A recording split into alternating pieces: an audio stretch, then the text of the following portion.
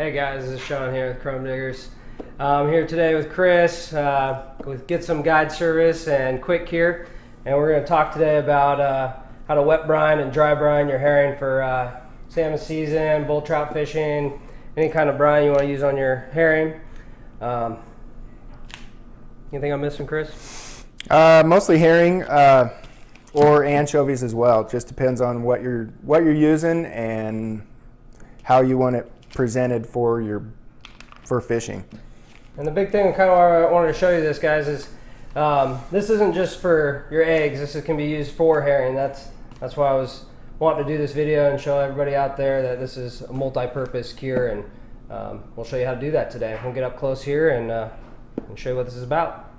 All right, so the first part of the brining your bait will be choosing what size of bait you want. Red label, green label, blue label, depending on the size you're looking for. I like to just basically use enough brine for as many baits as I'm going to use. So we're going to be getting ready to fish tomorrow, so I'm going to throw about half the pack in. So super simple.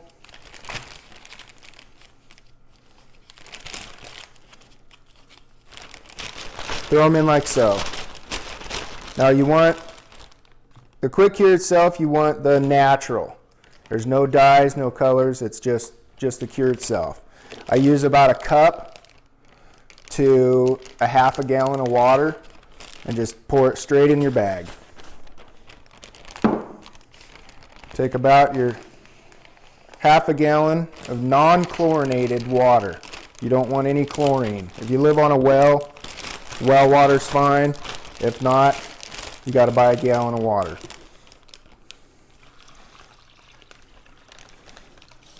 Pour that straight in.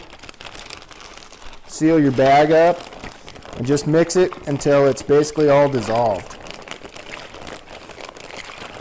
So we got a nice kind of slurry in there.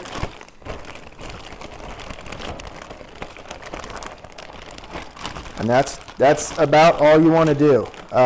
You want to try to do it. I usually do it the night before. Like I said, we're going to fish tomorrow, so you want to leave it sit overnight, a good 6, 8, 10 hours. The brining process, it actually, the salts and sucks the moisture from inside of the fish's flesh, and that's what gives it a tough rubbery texture, is you're drawing the moisture out of the fish. And if you leave it in the saltwater solution, it'll draw just the moisture right out of the fish into the bag, because the salinity of the water in here is stronger than inside the fish's flesh. Now, Chris, can you leave them in there too long? Can you burn them? No, it's basically, you can, once they're brined, you can leave them for, I just leave them in the cooler, but you can fish them for days. They won't, as long as they're on ice. So maybe another scenario, say you did the whole tray of fish. You only use some, you get back from a fishing trip, you're not going to go out for another week.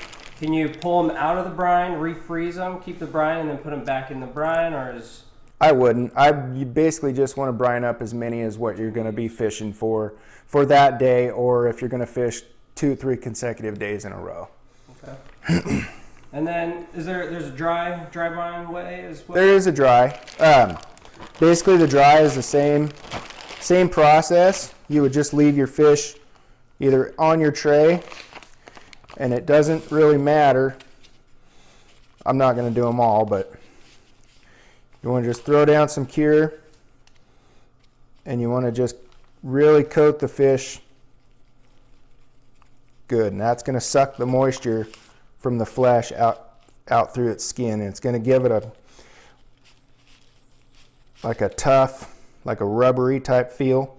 So when you're putting your hook in there, once you plug your head and you dig your guts out and you cut your vent hole, it's going to give it a more of a pliable, the hook's not going to rip the skin apart. So it's a faster, if you need to brine your bait and you want to fish in an hour, the drier way is the easier to go. But the longer you leave it dry, it's going to suck it out to where the fish kind of becomes deformed because you're sucking all the moisture out of the fish's body. And some people ask questions as far as, do you leave the heads on when you cure? Do you cut them before you cure it? Is there any preference either way, or either ways? Personal preference. I like them just because you just rip them out of the package, throw them in a bag, you're good to go. And then it's easier to cut in the morning or a day or so later. Gotcha. All right. Well, guys, that's Chris here, and that's how you use Quick Cure to do herring. If you guys have any questions, you can reach Chris on his Facebook page. I'm sure he'd love to hear from you guys and how it worked out for you. Absolutely. Chris, where can they find you on Facebook at? Facebook's under Get Some Guide Service, or you can find me on the website at quickcure.net. All right, guys. So check those places out. Let us know what you think, and leave us some comments. Absolutely. Get some.